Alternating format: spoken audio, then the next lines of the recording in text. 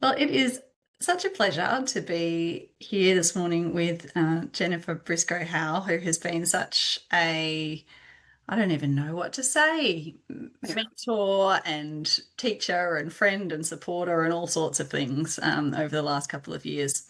I remember we met at a conference and I heard Jenny speaking on a panel and just went, oh my God, I need to know this woman because, you know, the things that you were talking about in terms of aging and dying and culture and systems change were so inspiring. And I knew there was a lot to learn from you. And it's really nice to have the opportunity to record and share some of that for others, looking at both the amazing work that you do as the founder and leader of Tender Funerals, but also the way that you think about aging and culture and some of the things that you've come to know that I think people can really benefit from hearing. So thank you for Oh, time with me. thank you. And right back at you, Anna. It's very mutual. Our conversations are always very mutual. And I just love your open mind. I just love it. I just think, you're the perfect person to do the job you're doing. So it's always a pleasure. It's a pleasure to talk to you. Thank you. Well, I know that we could get very carried away with all sorts of things here. So, just to get us started and grounded in something very practical and tangible, I would love to hear about Tender Funerals and the model that you've built there, why you built it, and I think also what you think that it shows and demonstrates is possible around different ways of thinking about end of life and community and care. Okay, look, that's a big question, but it's actually just a very simple question. I think at heart, I'm probably a mixture between a community development worker and a cultural activator. And when I'm talking about culture, I think probably at the core of everything is culture, and in my way of thinking, and that is like small c culture, which simply means the way we do things around here. And in my community development practice, I'm probably the most untrained person. I was trained a bit in the creative arts, but I've never been in a formal training situation. I've never really looked at the theory of things. But I think what I believe in is people, is people's innate ability to create, to know what they need, to know what they want. But I think there's a sort of step before that. And I learned a lot before Tender started. So I learned basically from the communities I was working with. I suppose the best example is when we first were here in Port Kembla and we did a festival, a local sort of event with the local Indigenous community and all the different cold communities around it. It's a very multicultural area. Anyway, community development will say you need to go to the community and ask them for what they want. But sometimes what people want is limited by what they can imagine or what they've already seen. So we were like, okay, we're going to do the first festival. Right? We're going to imagine it. Anyway, we did the first festival based on, I think, 13th century Persian poem called The Conference of the Birds. And we imagined this event where we would build this big bird and have these 5 cooking fires. You're not supposed to have cooking fires. You're supposed to have children around. Anyway, we did this amazing sort of event where people came to that event and they loved it. And the next year we said to the community, all right, well, we did one. What do you want to do now to the First Nations community? And they said, oh, we want to do a festival about the first death. But sorry, I should have started the story with when we first started to talk to the community, they said, oh, we could have jumping castles and we could have fairy cloth, which was what they thought was the experience here at the festival. But once they'd had a different experience and once they'd loved it and they used their own creativity in it, they absolutely knew what they wanted to do. And they did this incredible festival. It was the birth of the butterfly, which is the story of the first death. It was an extraordinary thing. And what that taught me was that culture is limited by our imaginations and also by what we think our capacity is. And so there needs to be some sort of thing where, like me, and you say, I really just haven't got a clue, actually. I'm not sure if you're supposed to be doing it like this. And in a way, not knowing is not being rule bound. There's a little bit of a ticket in a key, I think. So to sort of unknow what you know, and also to be really clear with everybody and transparent that you don't know. Like, I don't know, what do you think? Like, so it's like, because community development is based on a premise that you are walking backwards if you're the person facilitating that, until in the end you are not there at all. Mm. You're not, because you're not necessary, because that work is now in the bones of the community and in the culture of the community. That's just how culture works, really. So the other part of culture really is sort of based on a citizenship model, which you say we've been sort of turned into service. We've been turned into clients, basically, or been turned into clients. That's just rubbish. What we are citizens. We're citizens in a community, in a country, and we have the responsibility of citizenship, which is care of country, care of each other, care of community. It's really important to know what being a citizen is, and it carries responsibility. It's not transactional, it's relational. So everything about it is relational. And so when we came to doing Tinder, I mean, really, I did Tinder because I got cranky about funerals, my mother's funeral, and I realized I didn't know anything about it. I didn't know anything about it, but what I knew was that in the community I worked in, after we paid for my mother's funeral because we could afford it, because she had a house and she had a little bit of money in her bank, and we could afford to pay for her funeral. And also my brothers and sisters, we could have all chipped in and paid a bit and got a funeral. But what I was astonished about was that we did actually everything for my mother's funeral. Washed and dressed her, did the flowers, I did the eulogies. We had one hearse, we already owned the burial plot, and we still paid $13,000 for a funeral, $13,000 or $12,000 for a funeral. And that was 20 years ago. So I was like, well, that's okay, we could pay for that. But in the community I worked in, the disadvantaged community, I was like, well, I don't know how people pay for that. How do they pay for that?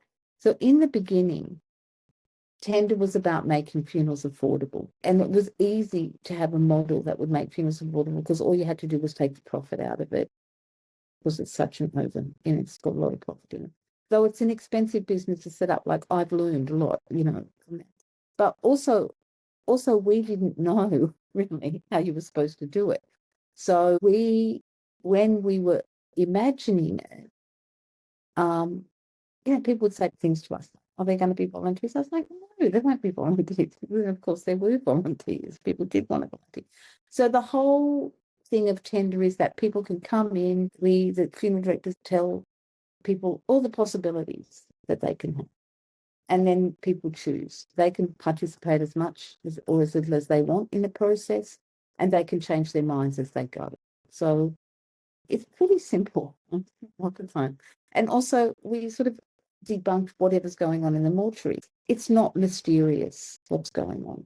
And so when people come and we said, you want to participate, they might go, oh, don't know, could be a bit afraid. I'm like, all right, well, I used to say them like 5 minutes away from not being afraid. And I think that's the other thing. Like, we can be afraid of things, but we're always going to be afraid of things. So it's like, if you can get over being afraid of this thing, you can just get on to the next thing you're going to be afraid of. Like, that's life. That's what life is. Well, it's not just about that, but you know what I mean? It's like, that's what makes life interesting. It's not staying stuck in the same fear or the same limitation. So everything I know about that process has been taught to me by people going through that process. And what I know is that people are brilliant. And they do know what they want. And what they want might be a church funeral with a hearse and a beautiful oak coffin and big spray of flowers and choirs. They might want that. But the fact that they want it and they choose it means it's theirs. It's not like any other funeral that anyone's ever going to do, because it's their choice. And the thing about that is that the opportunity in end of life and death is the opportunity of life. We learned along the way and we had to change. We have a benevolent fund. I was like, we don't want a benevolent fund. I want everybody to be able to have an affordable funeral. I mean, I was totally wrong because people totally love donating to the benevolent fund. They go, what's that? Mm. We only asked them for 250, make it 1,000. I love that for people who can afford that. So, and the people who can't afford it, they're like, wow, thank you. I'm like, well, don't thank us because it's the other people in your community that are supporting you, not us. We don't need any money to support you. Yes. Like, they've said we're going to pay for some unknown person that we don't know may need assistance, we're going to contribute. Yeah. So that's a citizenship model. I don't know Mm. if I answered your question, but that's really it in a nutshell. Well, you answered my question and probably about seven others along the along the way, but It's all the it, same thing. yeah. And I think as I'm listening to you, I'm sort of thinking that, to that point about the fear, it feels like we live in a culture at the moment that sanctions and enables the fear of Mm. death and says, actually, no, you shouldn't have to deal with that fear, and we'll just handle it all for you, and we'll keep it out of sight and arm's distance, and therefore you don't have to confront that. But what it feels like you do is help people actually step towards and past it, and actually like kind of breaking down that distancing and that separation or that outsourcing that's kind of happened around the end of life and death and what happens after. Yeah, I think that, it hasn't been hard because we have a natural instinct. I mean, we've been caring for our own people.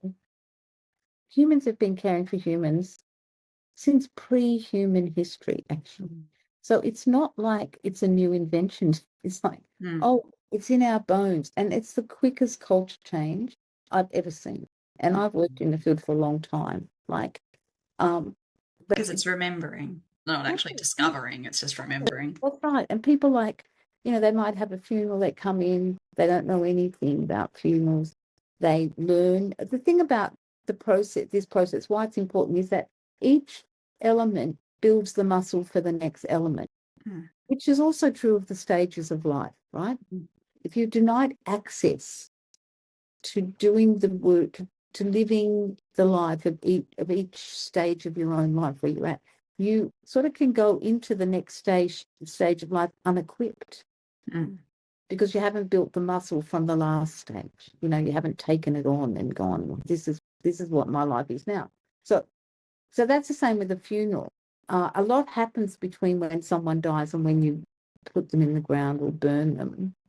A lot happens in that time. It can seem like nothing happens, but a lot happens Mm. in terms of a process for getting ready for the next stage. So if you are able to have access to your person and care for them and be with their body, because the body how's is our humanity. It's what makes us human in a way. And it serves us well. Let's face it, it's given us joy, it's given us pain, all of that stuff. So it's a good thing to be with the body, you know. And, we also learned that in a traditional funeral sense, when we were starting, I'm sure it's changed. When you're going through the forms, the arrangement forms, can create an architecture. So we used to say, do you have a religion? Well, people say, no, I don't have a religion. But if you ask people, do you have a spiritual practice? Mm. Oh, yeah. Almost everybody has a spiritual practice, whether it's walking in the garden. Mm. We're not without that, Mm. actually, but we're told we're without. Mm. Our job really was to build a community around that person, like to help that community come out and support that person. So it's no good us being the support. We can help, If people don't have anybody, sure. But most people have got somebody, and it doesn't help us, doesn't help them in the long run for the funeral director to be their main support because the funeral director is chuffing off after the funeral. Mm. So Mm. I say to our funeral directors, unless you are prepared in your own time to have a cup of tea with that person every week for the next year, do not make yourself central to their process. Mm. Do not do it. It's actually not kind. And our credo is kindness and neutrality. So there's some simple things, that we learned, and I learned a lot of Zen Farrago. I learned a lot of the community, and mostly people are brilliant. Their minds are like totally creative, totally brilliant, totally know what they want. They do. They know what they want. They just got to feel like they can have it in a way. Mm. Do you think happens in the mainstream model of end of life and funerals that interrupts that knowing at the moment? I think money has a lot to do with it, with our system, our sort of the financial system. And I think it's almost like it's really easy to understand how it happened. How it happened was that the funeral industry used to be a logistics industry, and it used to just all be about, it's funny because I think the aged care industry has done the same thing. Mm. It used to all be about how we're going to transport a body. Bodies are heavy, they need to be, unless you're going to bury someone straight away, you need to keep them in refrigeration, all of that. So the funeral industry became a logistics industry because the families traditionally did all the human stuff. Mm. And as it became more commercialized and more industrialized, and also I think at the end of the Second World War, the two world wars, people were tired of death and they didn't want to deal with it. And there was depression. People didn't necessarily have a front parlor anymore. Like things changed. Mm. And it's taken us a while to get back to what we're missing. Mm. So it's almost about saying, well, we didn't know we were missing it, but we were missing it. Because when we have it, and that's the thing we say about tender, people don't know they need it until the minute they need it, then they can't imagine Mm. not having it. So it is, again, it's like a gift.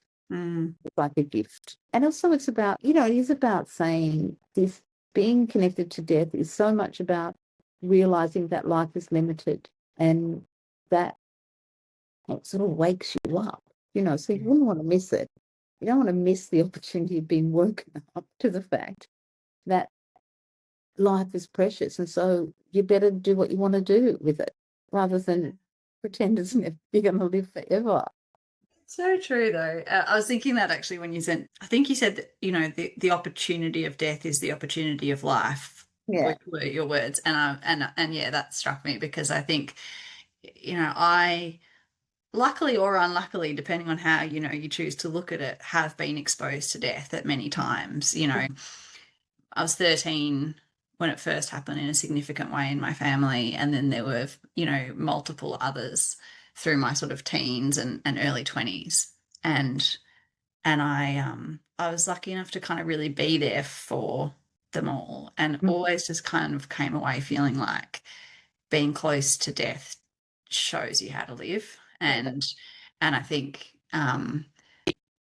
yeah, I don't know. Like, I feel really fortunate that I've found a way of living quite early in my life Mm. that fulfills me Yeah. and my work has always been sort of about passion and calling and contribution rather than anything else. And, and all these sorts of things I think came from actually being around people at the end of their life and seeing, well, at the end of the day, what made a difference, what mattered. And, it's all there to be shown.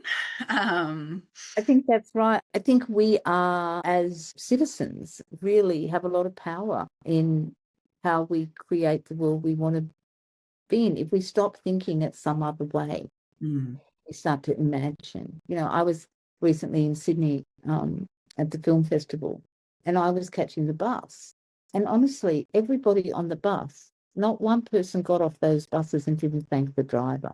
mm, And they stood up for people and they talked to each other. And it was almost like they were making an effort to push against, it was almost like en masse. And the culture of those buses, I know they're probably not always like that, but the culture of those buses seemed like a tiny act of rebellion mm, against what we've been told, what we've been mirrored. Because most people are good and kind and creative and caring. Most people, I mean, it's an odd day when you meet somebody who's not really, and they're probably just having a bad day. And I think also with aging, I think we're always aging. We're aging from the day we're born. But as we get, in need of more assistance in life, as we get older and not as able, the opportunity, one, to be cared for and one to care is also the same opportunity. Why would you miss it? Yeah. And I'm curious about, like, so when you think about the opportunity to care that is there for people at the end of their life, so like, I think, culturally we have this idea that, at the end of your life, you're just being cared for. But when you say the opportunity to care that is there at that stage of life, what are you thinking? I'm thinking that everybody needs, you need to feel useful. People want to feel useful. And so, I think that was the beautiful thing about Lively. It was such a two-way street. So, the opportunity for people are not as able, maybe. It doesn't mean they don't have something extraordinary often to offer. They've got so many things to offer, and they're not cliched things. Because most people are not a cliche, actually. Most people have had wild and rich and glorious lives. And this stage of life is the same internally. They're still having wild, rich, glorious internal lives. Externally, that should be matched. That's what I. And that can be matched by people having curiosity, engaging with people with curiosity. How do we know what people's lives have been? Yeah. Or are? We don't know unless we talk to people, unless we go in. We have a thing in Tender that you go in neutral, that you go in without judgment, and you engage with curiosity and open up a space for people to be to be alive in, really. How are we going to live? How are we going to be alive?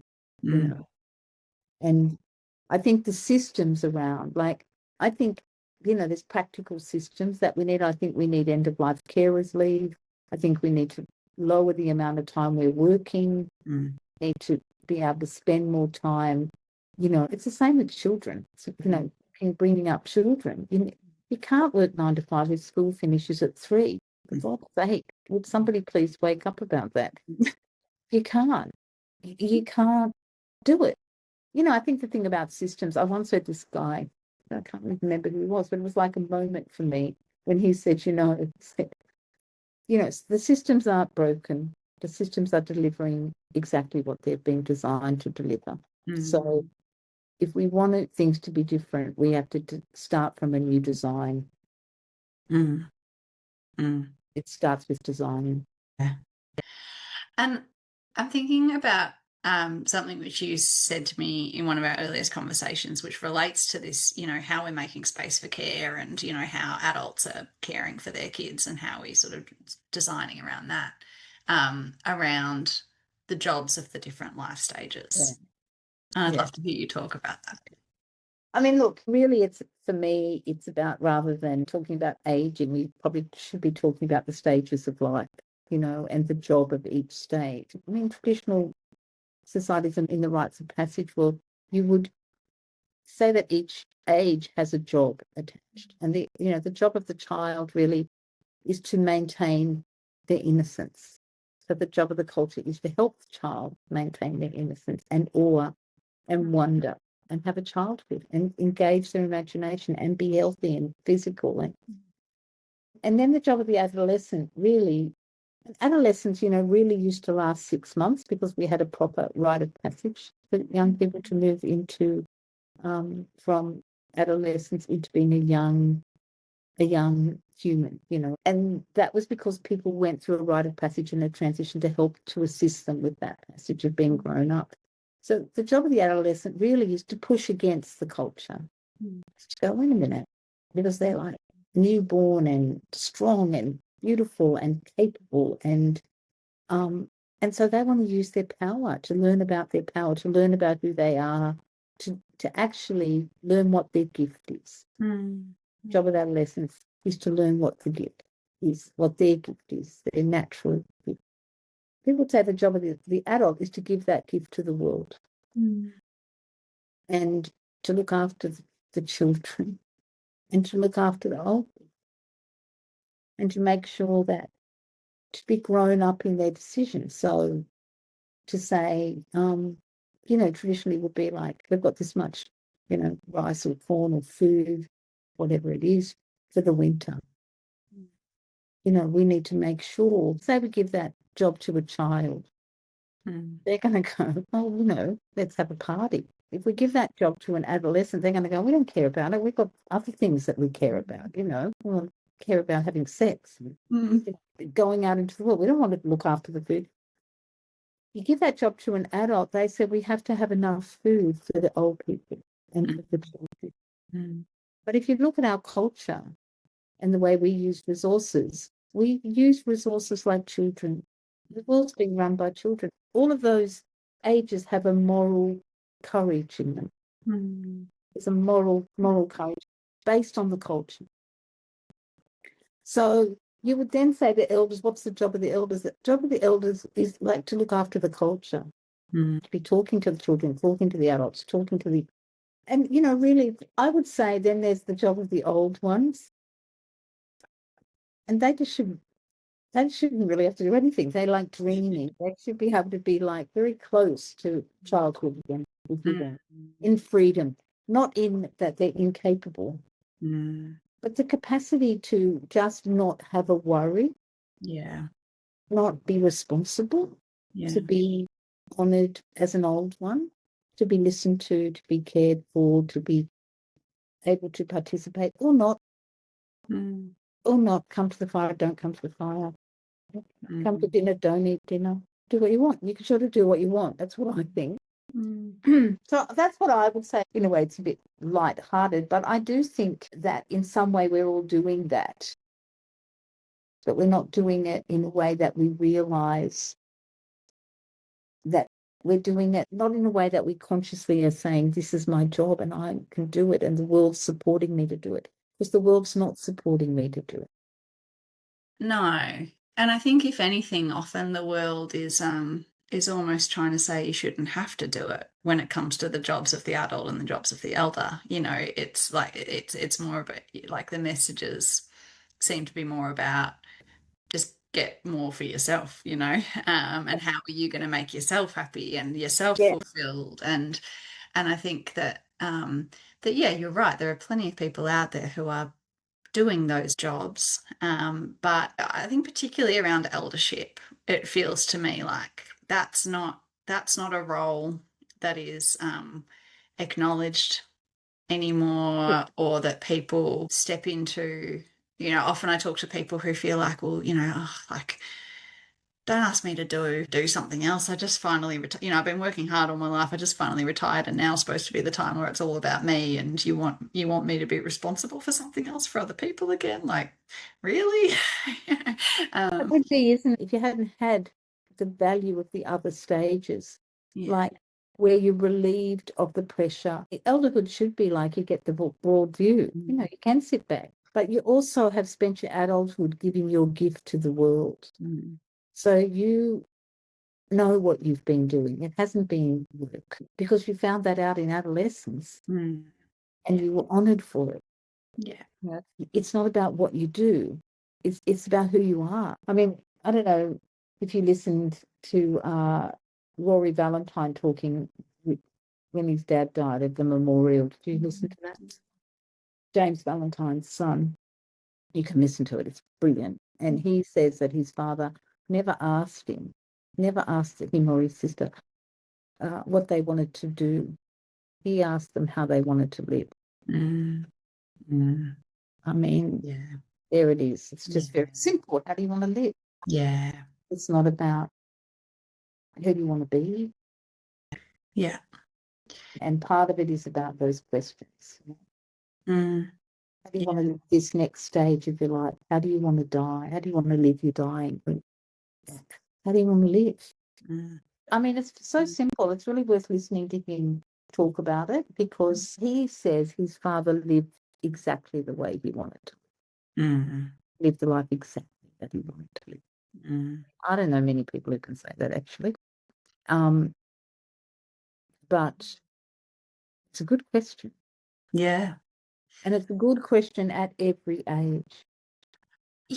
And I think that's the thing, that I'm kind of thinking about is It's often hard to articulate, but it just feels to me like engaging with aging from a young age opens up, is a way into just a life so much better lived and a life Yeah. so much happier and more fulfilled. And so then, I think at the moment we treat aging as this thing that's suddenly a concern for people over 60, and I think, yeah, that's what you kind of always remind me is, I'm like, no, no, no, like this is a A lifelong lifelong piece. process. Yeah, yeah. And if you only start thinking about it and you only start engaging at post 60, well, actually, it's a bit too late for some of the things, not for everything, but, there'll be some things, that can't Yeah. be. No, but there's a crucial moment. There's some crucial moments. One of them is adolescence. Mm, First of all, we need to grow up, mm, yeah. and childhood. We need to maintain children's innocence. And if those two stages are not, I suppose you can't do one without the other. So you can have people in adulthood that are like still behaving like children. And there is a time you see other people being grown up and you want to be grown up, and Mm, kids want to be grown up, mm, mm, yeah. but they're not told what grown up means. Yeah. It's like we Yeah. don't help. We just go, why aren't you grown up? Figure out what your profession's going to be and go Yeah. do it. That's So, about as much scaffolding as you get, really, isn't yeah. it? And that is fear-based. It is fear-based. And I understand that because, I can understand when I've done that in my life where I've gone, well, I need to have a home, because I spent so many years not having a stable home and not being able to have a dog, you know, and those things give you sovereignty over your life. But it shouldn't be like the way Mhm. it is. And there's so many people without a home. There's a lot to do, Yes. a lot to change. But the good thing is there's a lot of, sort of humans to change it, because what I know about people is if you give them enough space, enough information, and just bring it back to funerals, and that they can access what they need, it's remarkable Mm. and what they want. It's really, really beautiful. Mm.